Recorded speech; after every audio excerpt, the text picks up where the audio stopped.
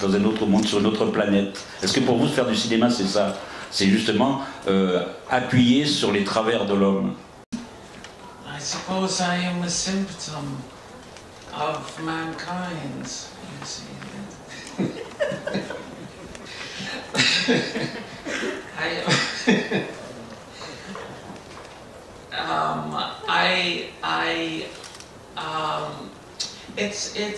It's funny because people often will describe certain filmmakers or writers as humanistic, and not many describe me this way. But just the word itself, I can't help thinking, to be human, of course, is to have the capacity of great kindness as well as great cruelty. And it seems a prejudice, a somewhat narcissistic prejudice, to ascribe all the good things to being humanistic, because that doesn't seem to be reflective of what being human is really about. In other words, if someone says it's humanistic, we say, that means it celebrates how wonderful we are. But we all know we're not as wonderful as we wish we were. All the time we make mistakes. I shouldn't have, why did I, etc.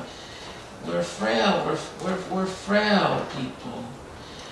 And I try to, I have great sympathy for this condition we are all afflicted with, the human one. None of us asked to be born, but here we are. And we all have all sorts of, some were dealt hands better than others, it seems. I don't know, but I know it's true. But I try as a filmmaker to, in my own way, I feel for those of us who don't always live up to the best that we wish we could always be. That moves me. Je suppose que je suis un symptôme de l'humanité et ça m'a toujours intéressé de remarquer qu'on qualifie un certain nombre de cinéastes, d'artistes qui font du cinéma comme humanistes. Et étrangement, cet attribut ne m'est pas souvent accordé à moi. On ne me considère pas comme un humaniste, je me demande bien pourquoi, puisque je ne doute pas du fait que nous soyons tous humains. Et dans notre humanité, il y a de la vertu et du vice, il y a de la bonté et de la cruauté. Et alors pourquoi est-ce que ce terme d'humanisme n'insisterait que sur une dimension de l'humanité? Ce serait un préjugé bien narcissique de croire que n'est humaniste que ceux qui donnent à voir ou que ceux qui célèbrent la beauté ou la grandeur de l'être humain. L'être humain est aussi fait d'une autre face plus sombre, elle est faillible, nous sommes tous, sans l'avoir voulu, affligés du même sort qui est celui d'être là, d'être vivant, avec nos imperfections et avec notre ressenti permanent de ne pas être comme on voudrait, de ne pas faire ce que l'on voudrait faire, de n'avoir pas forcément vécu la vie que l'on voulait pour soi. Et moi je suis très touchée, très émue par cet échec-là, par cette imperfection-là. Donc c'est sans doute ça mon rapport à l'humanité. Of course, I mean, it's the capital of consumerism and capitalism, and the quest for meaning in a world that is flooded with all sorts of toxins. This is always something that fuels what I do and is expressed in my work, is that quest to find something, to find meaning in a world that seems bereft of meaning. Et finalement, tout ce que je produis n'est qu'une réaction, ou en tout cas un produit de mon existence qui s'est déroulé dans cette société-là, qui est la société où règne le consumérisme et le capitalisme. Ce n'est que ce qui m'a entouré dans le monde où j'ai vécu, où je vis encore. Et donc la quête de sens dans un environnement aussi vicié, aussi insalubre, est forcément condamnée à une certaine complexité. Donc essayer de trouver un sens malgré cet environnement-là, et finalement ce qui nourrit mon geste et mon intention de faire du cinéma à la salle. But I think that it is a good example, almost a good emblem of so much of what I do as a filmmaker is the friction that I create from rubbing two very disparate elements together to create a third meaning. So it is, as all my movies are fraught with ambiguity, it is both terribly sad and has its own strange comedy. But about the issue of working with dogs, why a wiener dog, why a dachshund, and how was it working with the animal? I didn't know at first what animal, what dog I would use, but once I thought of Dawn Wiener and how I had killed her in palindromes, and I'd always wanted to have the opportunity to bring her back and offer her a sunnier, more hopeful life trajectory. This was a great opportunity, and of course, that being the nickname she was given in childhood, it began to click, because this animal, it is so cute, it is so adorable, that it suited my purposes perfectly. I should stop there and then, okay. It's much easier for me if you let it go, but that's okay.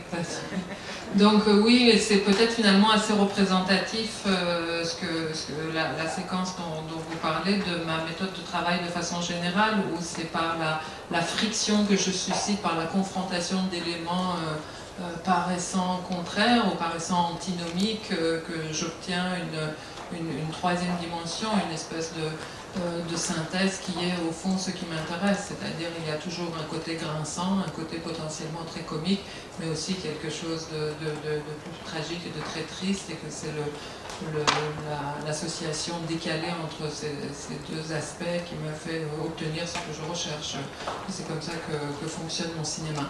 Pour ce qui est des animaux, j'ai effectivement réfléchi à la race que je pourrais choisir. Je n'étais pas sûre a priori de prendre des teckels, et c'est parce que j'en avais fait mourir un dans un film précédent que je me suis dit ça serait beau quand même de lui redonner vie. C'est pas un teckel, c'est un personnage qui s'appelle Dawn Wiener.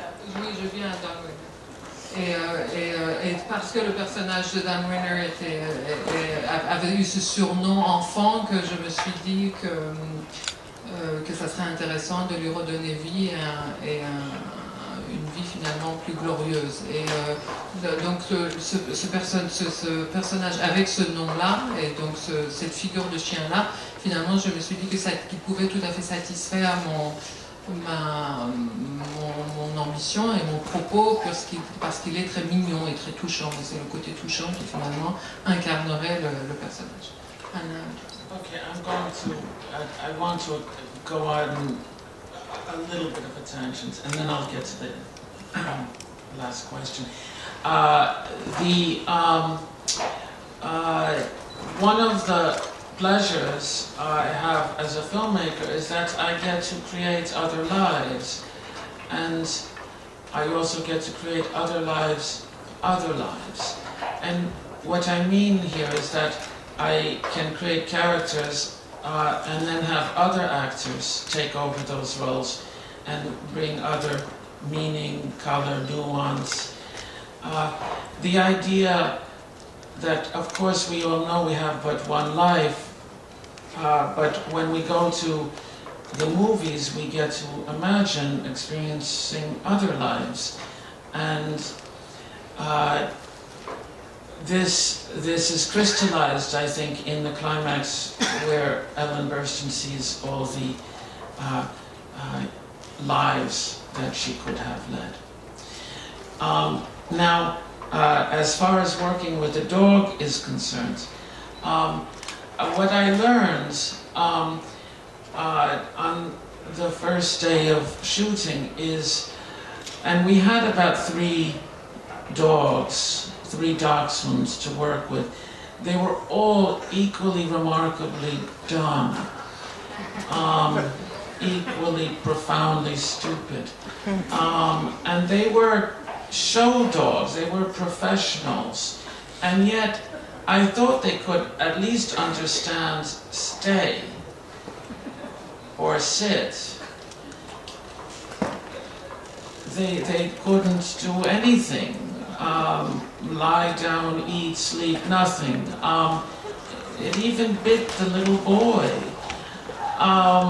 So that was the great ordeal.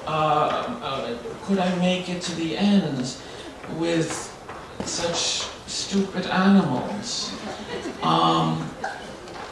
The intermission, for example, that went smoothly because we, as a crew, we stood around for 3 hours while we put the dog on a treadmill, and after 3 hours we did get a good 12 seconds of material that was usable. There were times I had to rethink or rewrite some of the script because I knew it would be hopeless with the dogs. But sometimes these problems beget solutions that are better than what you originally planned.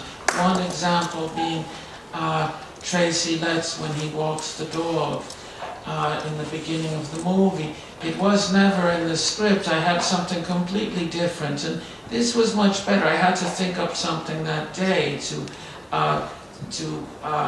shoot,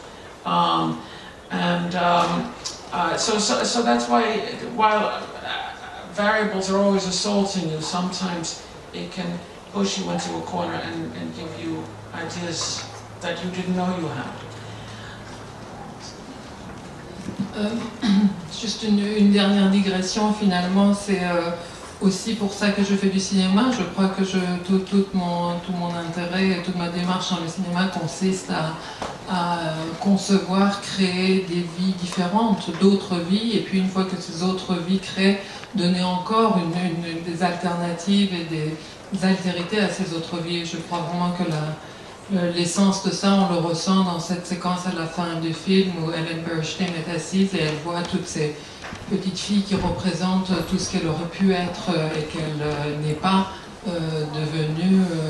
C'est vraiment ça. Finalement, pour moi, le cinéma, c'est ça. C'est même une fois que les personnages existent, par exemple, attribuer le personnage à d'autres acteurs et leur donner d'autres vies. Donc c'est cette recréation permanente qui est pour moi le sens du cinéma. Pour ce qui est de travailler avec les animaux, oui, en fait, une fois que j'ai choisi cette race-là, je me suis embarquée dans une aventure absolument imprévisible, puisque nous avions 3 chiens qui étaient pourtant censés être 3 teckels professionnels, c'était leur métier, et d'être acteurs, et une fois qu'ils sont venus là, ils étaient égaux et parfaits en stupidité et en bêtises. Ils ne comprenaient absolument rien. Moi, je me disais quand même le minimum qu'un chien peut comprendre, c'est quand on lui dit de ne pas bouger ou de s'asseoir, mais même ça, ils ne comprenaient pas. Il y en a même un qui a été foutu mordre le petit garçon, donc ça a été extrêmement compliqué au point où je me suis dit que je n'y arriverais pas et qu'il fallait peut-être que je change le scénario pour m'en sortir avec les chiens, mais finalement on s'en est sorti. Par exemple, l'interlude, ça a été très simple. L'équipe tout entière s'est réunie 3 heures autour de ce petit chien qui n'avait qu'à ne pas bouger alors qu'il était tracté en avant, et en 3 heures on a pu avoir quelques minutes de film. Donc ça a été assez simple, ça a fonctionné. Mais finalement, je m'en suis sortie avec lui, avec cette idée-là. One other point, you know, a lot of people, they always tell me that you should stay away from kids and dogs, but I don't know why they marry kids with dogs. Children, I've always had good experiences with. Children, in fact, more so than adults, because they know their lines. And you never know with adults. They often sometimes think that they can write better lines, but the children, they listen to you, they do what you tell them to do. So I've always had wonderful experiences with children, and never understood why they were compared to dogs in this way. Mais parfois aussi les tournages vous réservent des surprises. Par exemple, la première séquence où il sort le chien, c'est quelque chose qui n'était pas prévu comme ça, et ça s'est très bien passé. Finalement, cette scène n'était pas écrite, et il y a eu des surprises. Donc il y a les variables que propose l'inattendu qui peuvent être intéressantes. Et à ce titre, souvent on me dit que dans la réalisation, il faut se méfier des animaux et des enfants et ne pas tourner avec eux. Je trouve quand même très injuste d'associer des enfants et des animaux. Je ne sais pas du tout d'où vient cette association. Moi personnellement, j'ai toujours eu des expériences très heureuses avec les enfants, sans doute parce qu'ils vous font confiance, ils savent qu'ils doivent apprendre un texte, donc vous leur donnez un travail, ils l'apprennent, et moi je trouve qu'ils jouent très bien, sans doute mieux que les adultes qui sont parfois tentés de réécrire ou de proposer autre chose que ce que vous leur demandez. This is very complicated. I don't have any pets. I have children who would love to have pets, but I'm not so responsible, and I know they don't understand responsibility either. And so consequently, I don't have any pets as an adult. I grew up in a family, though, where we always had a dog. We went through many dogs. They didn't last very long. But, you know, I think a child's experience with a pet is often its first experience with mortality, with an understanding of that. And so I would never say that one should have a pet, but pet ownership, it is a peculiar thing. It has a history, and it's changed.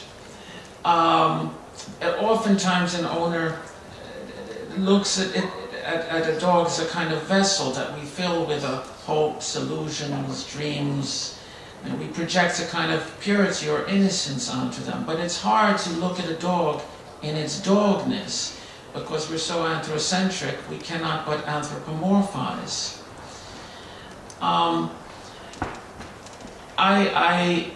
Can you translate that? C'est vraiment difficile de répondre. Moi personnellement, je n'ai pas de chien. En tout cas, au grand désespoir de mes enfants qui aimeraient bien en avoir, mais moi, je sais que je ne suis pas suffisamment responsable pour accepter cette tâche, et je pense que le concept de responsabilité leur est aussi suffisamment étranger à mes enfants pour que nous ne prenions pas ce risque. Mais quand moi j'étais petit, dans notre famille, nous avons usé un certain nombre de chiens successifs. Donc j'ai connu ce rapport-là à la famille. Je ne peux pas dire qu'il faudrait avoir des animaux, mais je pense en tout cas que c'est une question très intéressante aussi au fil de l'histoire. Comment est-ce que ce rapport de possession à l'animal de compagnie a dit des choses sur notre propre société, sur notre façon de vivre, puisqu'il y a forcément une projection.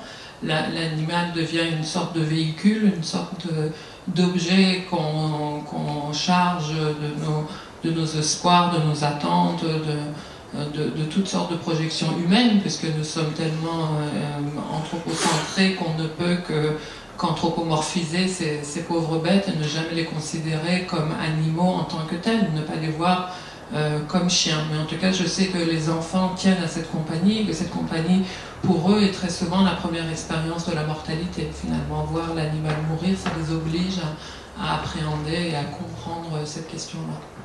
I mean, I've always thought, if, for example, some alien of a superior species came to our planet and they saw us humans, and they said, oh, these humans are so cute. They're so sweet and cuddly. I want a human. And we became one of their pets, and then after a week they said, well, now we must sterilize them. I just don't know if we would we still be an alien's best friend? Mais j'essaye un peu d'inverser le regard, d'avoir le contre-champ. Je me demande si parfois, si un jour des représentants d'une espèce supérieure viennent sur Terre et puis nous regardent et se disent « Oh, mais comme ils sont mignons, comme ils sont touchants, ils ont l'air très câlins, tiens, on va adopter un ou deux humains, oh mais je le veux celui-là » et puis ils nous tiennent en laisse et ils nous promènent et au bout d'un moment, ils trouvent que bon, ça serait bien de nous stériliser. Je me demande comment on réagirait, comment on prendrait ça et si on continuerait d'être le meilleur ami de nos maîtres. Look, I hope they don't have guns, you know, because people are crazy. It's you know, it's true, you know, if people can be wounded, hurt, die, but when it's a little dachshund, oh my God, they go crazy. It's true. I hope for the best. What was the first part? Oh yeah, that was funny. It's funny because that scene with the Mexicans. It wasn't meant in any way when I wrote it to be political, but I think now it's a wonderful counter-narrative to what one hears in political discourse in the United States. I think it's a wonderful dramatization, illustration that is an alternative to what you hear in the news. I don't know what they hear, but I assume they hear all the worst. J'espère que les défenseurs des TKL ne sont pas armés, parce que c'est vrai que je crains le pire. C'est des fous furieux, je sais bien qu'on peut faire tout le mal qu'on veut aux êtres humains, ça crée moins d'émotions que quand on nuit à un pauvre petit chien, donc je croise les doigts pour qu'il ne m'arrive rien. Et pour ce qui est de l'éléphant, ça a pris une autre ampleur, c'est ce que je disais. Moi, quand j'ai écrit cette scène avec les Mexicains, je ne voulais pas particulièrement donner une portée politique à cette scène-là ou à la présence de ces personnages dans le film, mais il semblerait qu'il y ait une résonance molle comme ça et que maintenant ça soit perçu comme un contrepoint, un contre-discours par rapport à ce qui se dit beaucoup aujourd'hui sur l'Amérique. D'ailleurs, je ne sais pas précisément ce qui se dit, mais je suis sûre qu'il se dit des choses terribles et que ça fait du bien d'entendre un autre discours. I don't know which human beings you're hanging around with,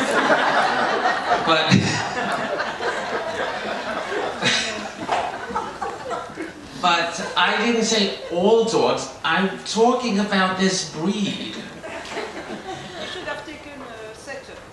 Okay, I made a mistake. Okay, what can I say? But this breed, in fact, you might want to be aware, you know, of one thing I learned in the course of making the film is that this breed is bred for the marketplace at the expense of the integrity, the constitution of the health of the animal, which is why it has a mental deficiency.